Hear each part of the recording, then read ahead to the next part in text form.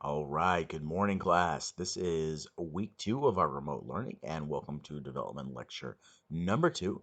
I'm your psychology teacher, Mr. Harris from Urbana High School, and this is the spring 2020 semester. I hope you guys enjoyed our lecture last week and are getting the work done. Please, again, contact me if you have any questions. I try to get back to you guys quickly. However, sometimes on the weekend, I take a little time to myself. Now, one of the assignments from last week was watching this documentary, Three Identical Strangers. I know there may have been some difficulties with accessing the movie. The streaming link that I put up, I was able to access from my computer, no problem, but I also have very secure ad blockers on my computer. So if anything inappropriate came up on yours, I apologize. Now, I want to remind you guys that during this remote learning time, nothing that we do can hurt your grades, it can only help them. So if for some reason you were unable to get this documentary watch, I understand, and it will not hurt your grade. However, it is one of the best documentaries I have ever seen in my life.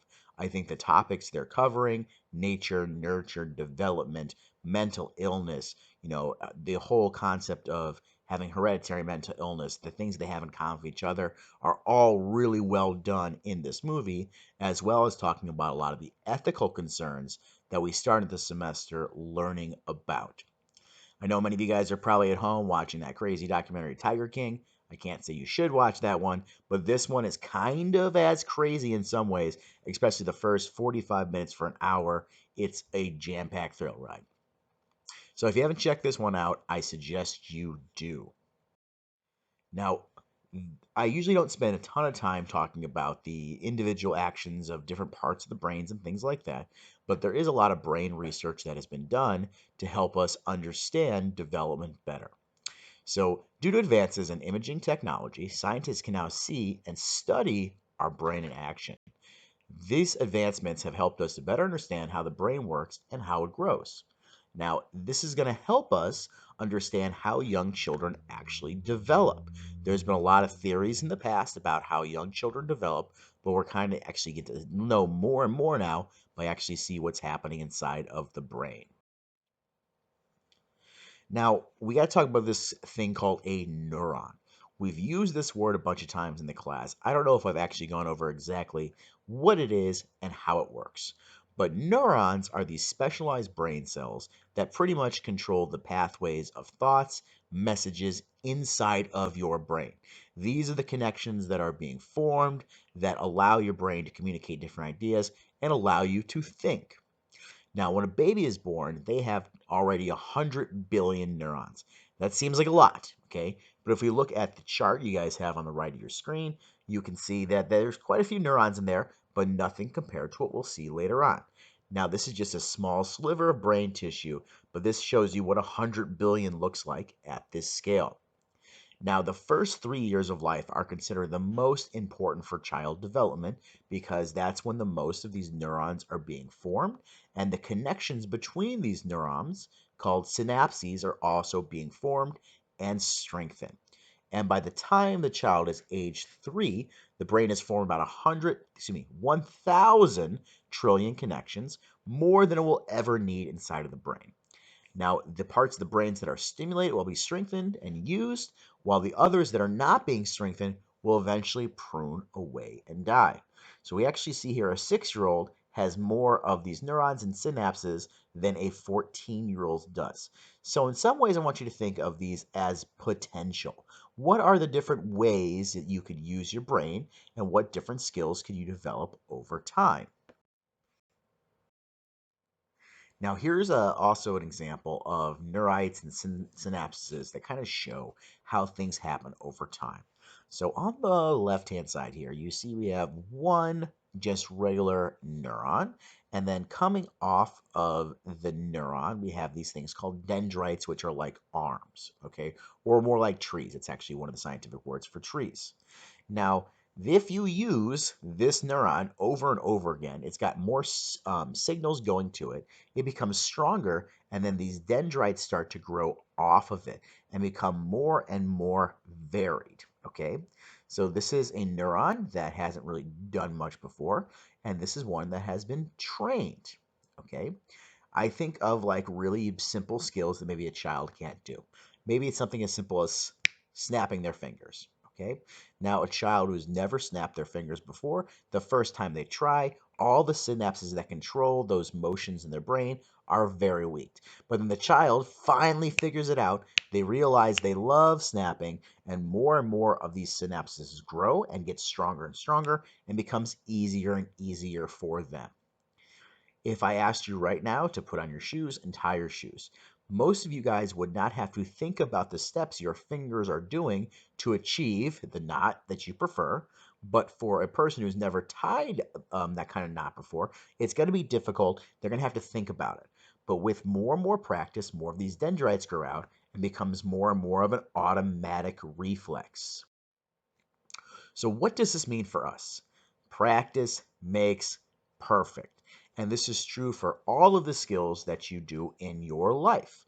Okay, things as simple as talking, controlling your mouth and your lips to make these sounds, everything. Walking, you ever look at a 2-year-old try to walk? They're hilarious. They look like little drunk people. But over time, they develop better and better skills and they walk better and better. And this also means that whatever you put your time and effort into, you will get better at that over time. Human beings are amazing, remarkable creatures. 7.5 billion of us, most of us are pretty cool, but there's those extreme people that do things that seem nuts or crazy to us. I see videos or pictures all the time of different ladies firing a bow and arrow with their feet. Now, if you said, Mr. Harris, I will give you $1 billion if by 5 p.m. today you can hit a bullseye with your feet. I, of course, would be unable to do this despite all sorts of motivation. But we know there's actually lots of women and men around the world who could actually do this. And how could they do this?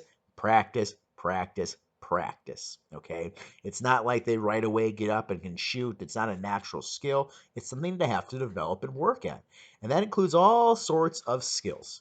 Some of us do have genetic predispositions to be better at things than others, but we can increase our skills through practice. I think a lot about my own athletic career. When I started playing sports when I was a freshman in high school, I was a very poor athlete. I couldn't move well. I couldn't move quickly or anything like that. Not saying I'm a great athlete today, but I practiced over and over again the sports that I was playing, wrestling and football, especially wrestling. And over time, I grew more and more dendrites and synapses inside my brain to make connections that makes my body move in the correct motions, making me better and more skilled. This is example in all of athletics. Of course, there is genetic potential, but it's the practice that makes you able to do these superhuman feats of coordination, like our girl Simone Biles here, who is probably the greatest gymnast of all time. And yes, her genetic potential is extreme, but so is her dedication and practices. You don't see a lot of pro athletes today who don't spend tons of time honing their craft and their skills. Now, it also sometimes can be things that are not quite as cool, excuse me. I was thinking about this commercial they've been showing recently on TV for Domino's Pizza and about who can fold pizza boxes the quickest. Well, there is a guy who can fold, a pizza box every 2 seconds or something like that. It's really impressive when you watch it, but what is the purpose of having this skill? Now, obviously, this is his job. It's something he's done over and over again. It's automatic for him, and that's kind of cool. But whatever you are practicing doing, you will get better at that thing and not at other things. So, I mean, if video games is what you spend your free time doing, yeah, you're going to get better at those video games. Now, you could have spent that time on other things, but just think about that. The more time you spend doing something, the better you get at it. So, even maybe potentially self destructive habits, if you spend time practicing them, those dendrites and synapses will get stronger and stronger. So, what happens if you don't have experiences, if you don't have stimulation? Well, nothing good. On the right side of the brain here, you actually see a really sad story about Romanian orphanages. Now, there was a shut-off period where the government wasn't giving enough funding to these orphanages, and you had these situations where there'd be maybe one caregiver for 30, 40 children. They couldn't go around, play with the babies, pick them up, do those normal things to them. The kids pretty much just sat in a crib all day long. When they scanned their brains and compared that with a healthy child, they saw that the brain itself was actually a lot smaller, and it also has a smaller cortex, which is where a lot of our abstract thinking goes on. So, not having any kind of stimulation makes the child dumber. And if you are in a household where the parents are not playing with the child, reading the child, doing anything to stimulate them, their brain's not going to grow as well. Again, the most important years are the early years. So someday, if you guys are ever parents, that is the time you really got to put effort and time with your kids to help their brains develop and grow to the best of their potential. Later on, middle school, high school age, their friends are there. But when they're little, it's on you to make sure their brain is.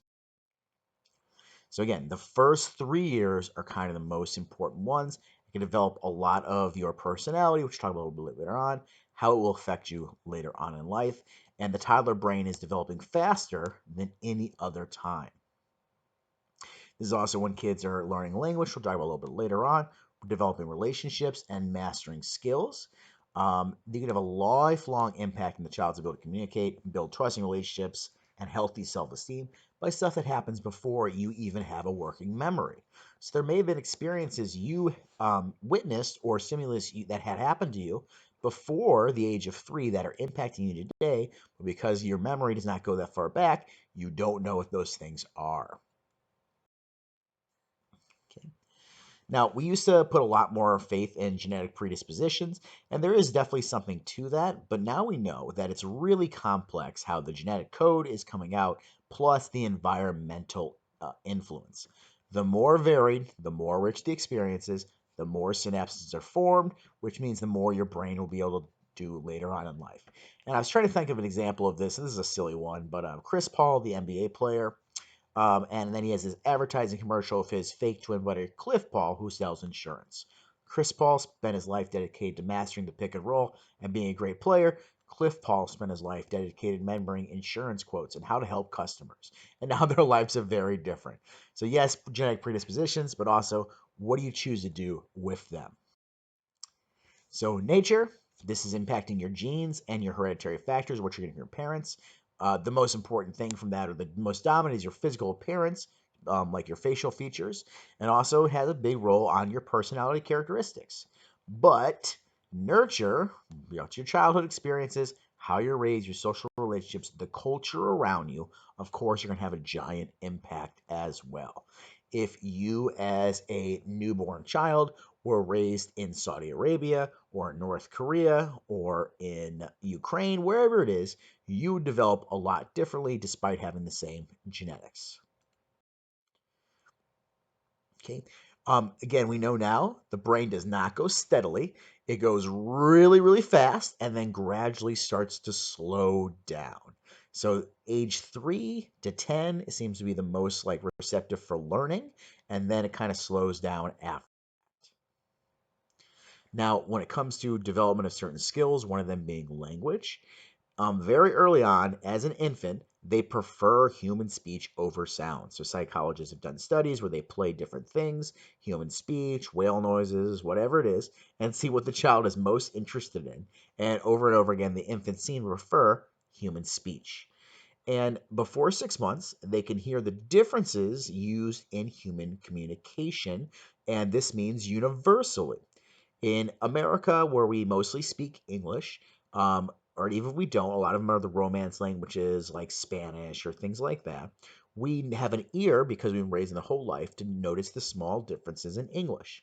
But if you had to listen to someone who spoke a tonal language, for example, Mandarin, you might have a really hard time telling the difference between different sounds and their meanings.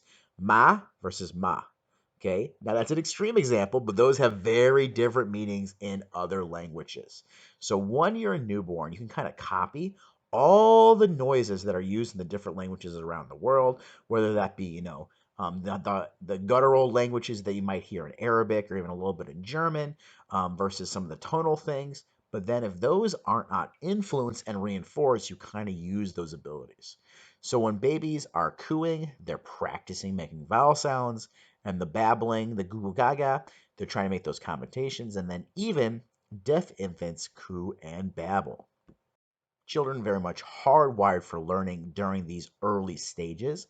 That's why if you want your child to be multilingual, which you do, the best thing you can do is just have lots of languages around them and they'll pick it up quicker. I have a niece who is 3 years old and can speak Spanish just as good as she speaks English because she's in an immersive daycare center where they only speak Spanish. My other niece, who's about 6, she's went to the same daycare. She's fluent in Spanish. They are equal skills for her. I have a niece here in Champaign who does not go to an immersive Spanish language school, no Spanish language skills. So again, here is a little chart just showing you one of these different speech characteristics are supposed to happen. And, parents a lot of times freak out if their children aren't meeting certain milestones. There's a lot of variability, but if your kid is not speaking at all by about 18 months, then you might want to look into what's happening there. But eventually, by about 2 years old, 2 words, and then these become sentences. Now, the biggest theorist we're going to talk about in this unit is a guy named Jean Piaget. And Jean Piaget is someone who, if you go into education or even further into psychology, you're going to hear a lot about. He's one of the fundamental theorists. So, Jean Piaget was a Swiss psychologist who developed a lot of his theories starting in the 1930s. And prior to Piaget, the dominant belief about children was that they were tiny adults with just blank brains.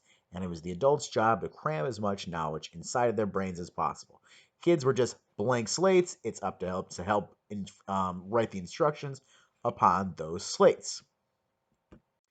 What Piaget says is that no, children actually think differently at different ages. And he believed that children are active thinkers, constantly trying to construct more advanced understandings of the world.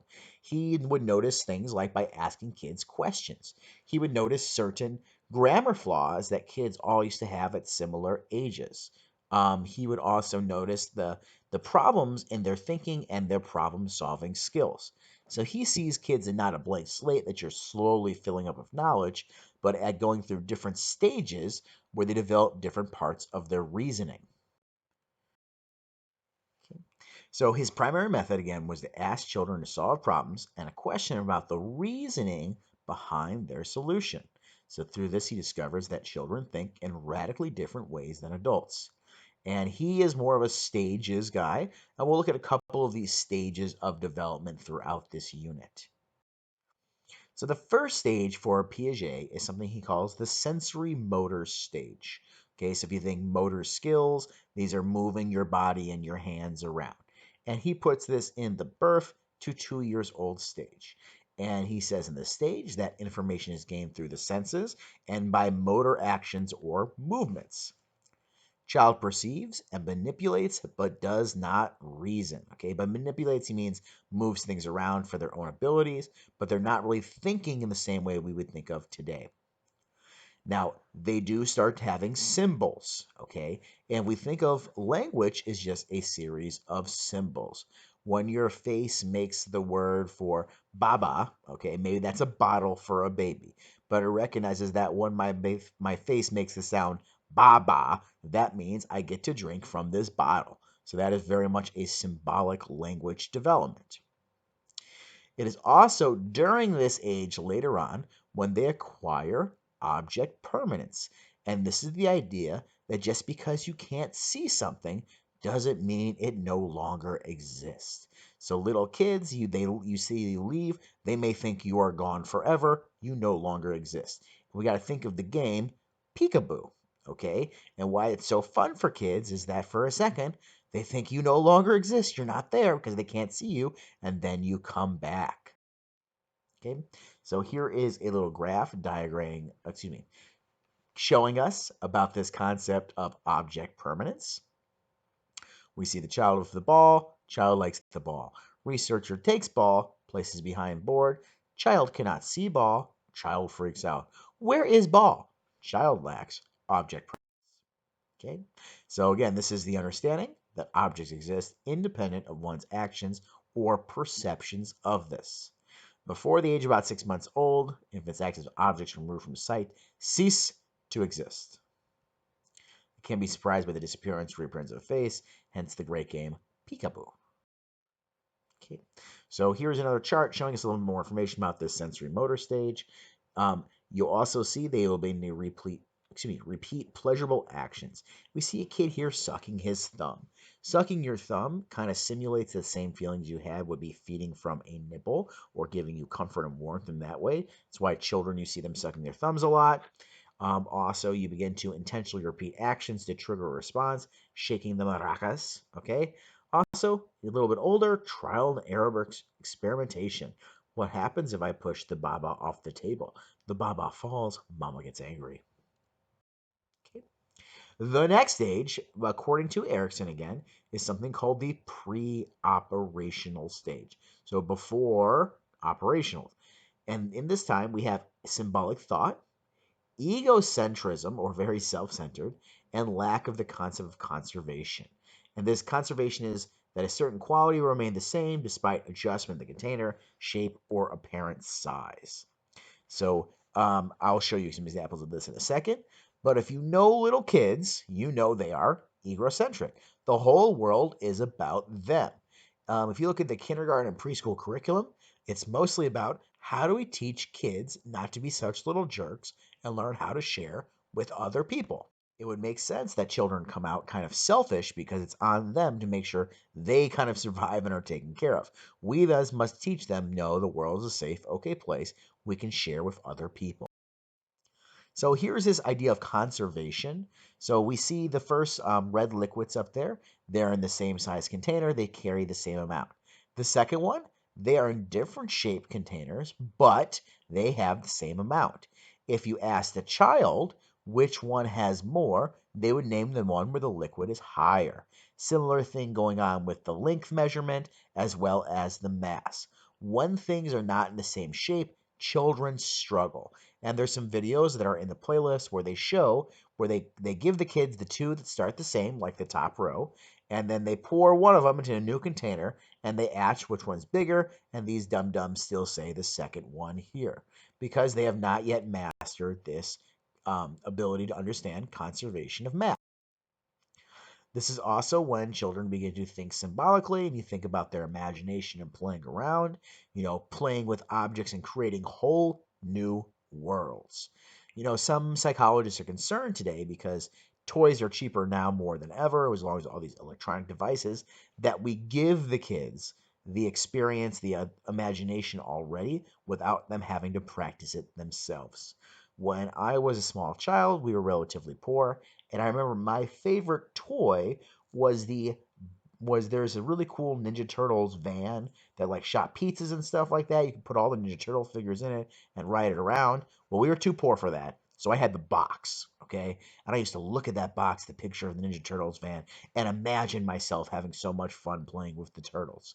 And I could do that because my imagination was so strong. So there has been a lot of thought today about what should we be doing with all these presents and stuff for kids. I tend to give kids things like sticks and stones and tell them to go imagine it's something more fun.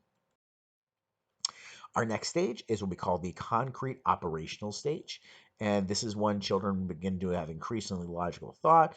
They can learn math, they can learn how to read and write pretty easily. They also become much better at classification and categorization, what things go where. Become a little less egocentric. There's actually some really sweet children in this age group. They understand conservation, but they still kind of lack the ability to have hypothetical or abstract reasoning in a deep, deep way. So they figured out conservation. They understand the idea of transitivity, what other things can change over time. They understand reversibility, this example of water. Salt water is ice, it melts, and this process can be repeated. And they get better and better at classification. This gentleman over here on the left-hand side, that is Mr. Jean Piaget. Then the last stage is your formal operational stage, which you guys are all in now. And the biggest thing is that now you can do hypothetical deductive reasoning. This emerges gradually and then it keeps developing into adulthood. All your teachers are kind of training you right now to get better and better at this. So in this stage, you can metacognate, which is something I ask you guys to do a lot in psychology class, which is to think about your own thinking. So, metacognition, our ability to think about our own thought processes. You have the ability to have proportional reasoning, compare different range of numbers and ratios. Okay, well, this many people are sick in Italy, but what's their population versus what percentage are sick in America? You get the hypothetical deductive reasoning. You can ponder hypothetical situations. What would happen if? You also get better at probabilistic reasoning, where you know probabilities, and that will let you guess what's going to happen next. You can do things like the quadratic equation up there, which actually, as an adult, I use all the time. I've still got the whole thing memorized too. But you can now do more hypothetical reasoning. Theoretically, I could teach a 12-year-old advanced calculus. It would just take me a long time to get there. So Piaget says by the age of 12 or so, your brain can understand any concept. It just might be difficult to get you there. Okay, so again, as a baby, you're playing around with objects, you're learning how your body works more and more. Then, when you get a little bit older, you learn symbolism, language. Oh, kids learn language so quickly, many words a day. Then you understand, oh, these are the same amount of water. And then you kind of think about, is the world half empty or half full? You have these more theoretical thoughts as you get in the last formal operational stage. Now, there are quite a bit of critiques of Piaget's theory. Some says that he vastly underestimates children's abilities. Okay, so what can a kid actually do at these ages? Can they have hypothetical reasoning at a younger age? Well, that's up for you guys to figure out. They also claim that he overestimates age differences in thinkings, vagueness about the process of change. So he's described the stages, but why the stages? Underestimates the role of the social environment. Okay, Piaget kind of sees you're like a flower blooming over time, but what about the environment around you? And it also lacks a lot of good qualitative or number evidence to differentiate these different stages. Despite that being said, Piaget is still kind of foundational, and he may not be entirely accurate, but he is very helpful for understanding child development. Now, the next thing we're going to talk a little bit about is social and personality development. Next week's lesson is going to be mostly about personality. You guys will be taking some personality tests and things like that. But I thought this is important to preview, especially for what the work you're going to be doing this week. So, your temperament is your inborn predisposition to consistently behave and react in a certain way. Okay.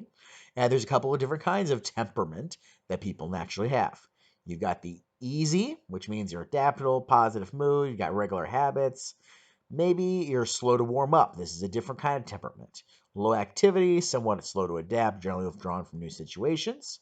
We got the difficult temperament, intense emotions, irritable, cry frequently. I'm sure we've all met difficult people.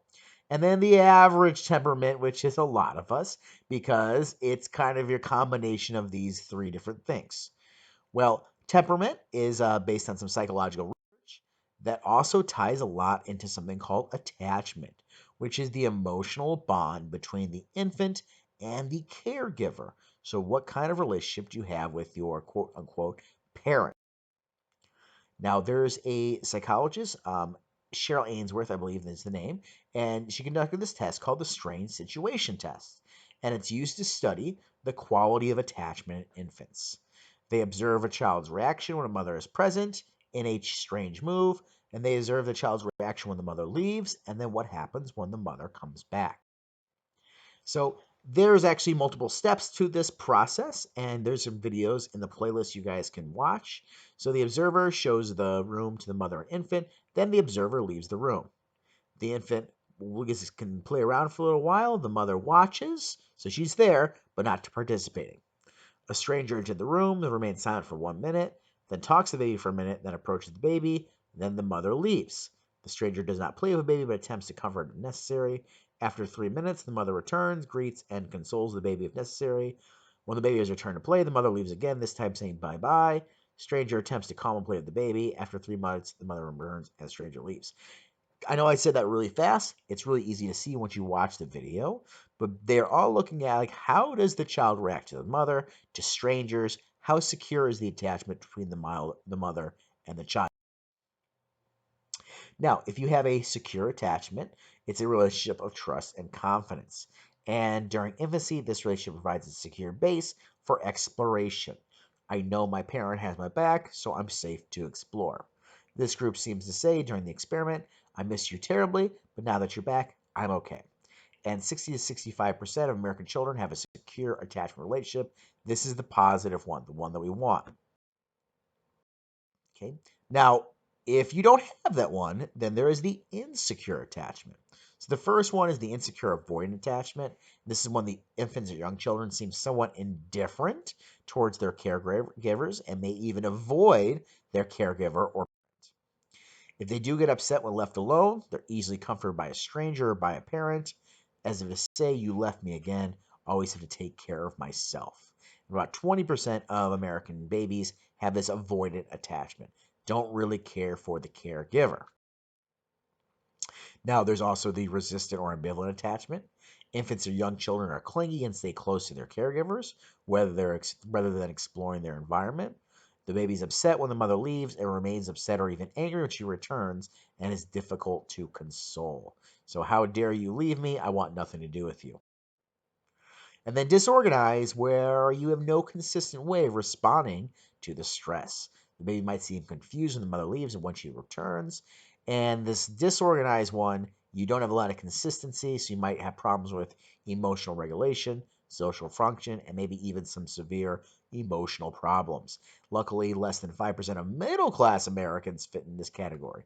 You may be wondering why we say middle class. Unfortunately, it's oftentimes to get consistent psychological data get across different groups, and a lot of these studies are based on people that volunteer who tend to be a little bit higher off in income than other people. Now, parents who are consistently warm, responsive, and sensitive to the infant's needs usually have infants who are securely attached. Parents who are neglectful, inconsistent, or insensitive to infants' needs usually have infants who are insecurely attached. Okay. And then one of the last subjects we'll look at here, and I'll give you guys a little bit more reading and stuff to do with this as well, is about different parenting styles. There's a psychologist named Barman who came up with four kind of categories of different parenting styles.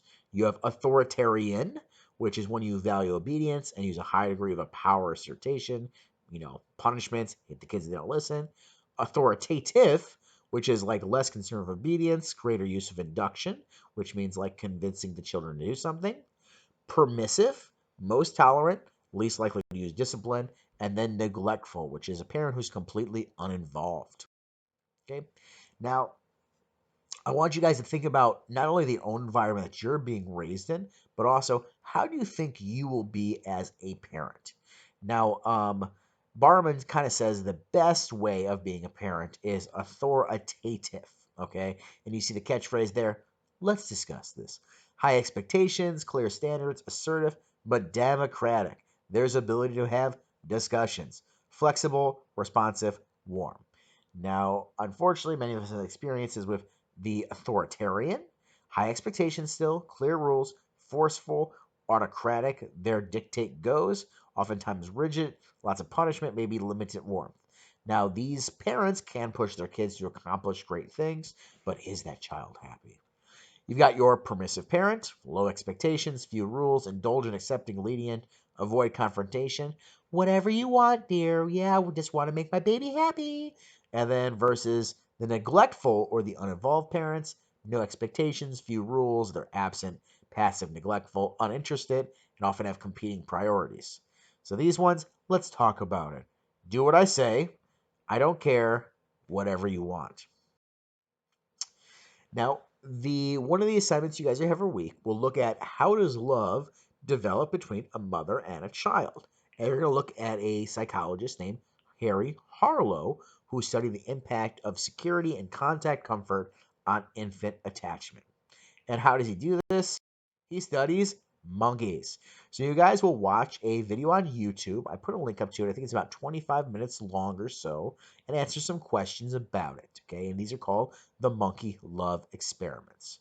I will also record a little debrief lecture for you guys to watch after the video. Okay, then your other part of the assignment, I'm going to put a reading up, and there'll be a question about parenting styles for you to answer in about 2 or 3 paragraphs. You guys are struggling with anything, reach out for me. I'm here to help you guys to the best of my abilities. I hope you guys are enjoying these lectures. Again, contact me if you need help of anything, and I hope you guys have a great day.